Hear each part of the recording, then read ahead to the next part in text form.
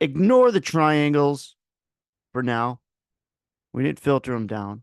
I just want you to watch far right, call the chaser, and then these raw numbers at the bottom, 1190, 345. Now it skipped down from 5 or 600 to 345. And let's say you're anticipating a breakout through the top of these rotations. What do you want to see? Well, first, you'd like to see shorts come in. You kind of got that. But you also want to see a lot of white and not a lot of gray.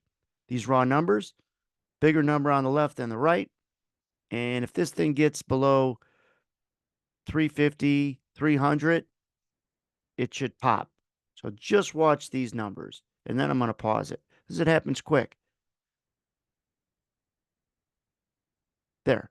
So this seems like it happens fast only if you're not anticipating it. Then you hit the guy in front of you because you didn't anticipate that the son of a bitch was going to stop, right? If you're anticipating he could stop, maybe you don't hit him. There's a difference between anticipating and seeing something and just seeing something. So this isn't just an aggregate of how many sellers and how many buyers are laying in the book. There's a different twist to it. Without getting into that, this is a recipe for a pop. Those numbers, 1,250 aggressive buyers, 285 sellers. So it's thin on the sell side, fat on the buy side. Now I'm going to play it, and you're going to see it pop. And it's not going to pop too much, 4 or 5 ticks. Okay.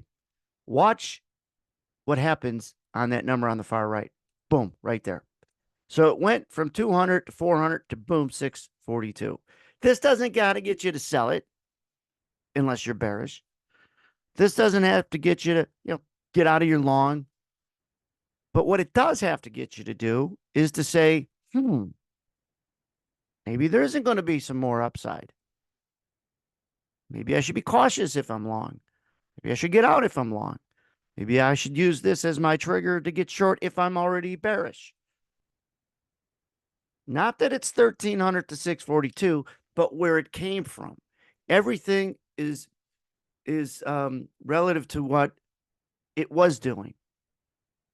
So you look at things just in a static, where what they, from image to image, you're losing perspective of where did it come from. So now watch. We talked about this as it happened. So this isn't necessarily just after the fact. Now it just gets to 800. I paused it. So it's even less likely to go up. It rolls down. Now look at it. Now it's going to flip, and it does flip. More sellers than buyers. Down she goes. Now, is it better to know that, let me pause it, up here or down here? Of course, it's better to know that up here, whether you're long, short, or looking to get long or short. Because if you're looking to get long up there, you don't. You save yourself this. If you're looking to get short up there, you have a better entry, better trigger. If you are long and it does that, better opportunity to exit up there instead of sitting with it down here, hoping that it goes back up. Because that's what we do. Let me pause it again. If you're long from down in here and you survive through all this BS, and you got a little bit of a winner on, or you bought it here, let's say, and you got a little bit of a winner on, and you're sitting, you're like, should I get out? No, I'm not going to get out. And wham, it comes back down, and now your profits are gone. Maybe it's against you a little bit. Either way, you feel anxious, pissed off. Now what are you doing?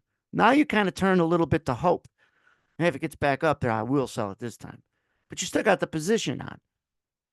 And now the risk is it breaks another 4 or 5 points, or 3 or 4 points. Now you got a real problem. You want to avoid problems. All right. Now, this gave you a head start as to what could happen instead of after it happened. Now, if I back it up again, there was another moment that it could go down. Look at the OPP, for crying out loud. Look at all the longs that jump in here. Let the other people get long and be wrong. Just look at this, how fat the green gets in here. All right. One big start. Boom. Look at all these buyer or longs come in. They're all trying to get long for that pop. You know what they're trying to do? Let me pause it. Here's what they're trying to do. And this is what happens in markets all the time. The price broke out a little bit right here, right where my cursor is. A lot of people missed it trying to buy to get long. They see it pop. Now it comes back. They're like, I'm going to get it this time. Same price, different story, different sequence. They don't care. They're just going price. If price is the same, the whole situation must be the same. Well, that's as incorrect as you can get.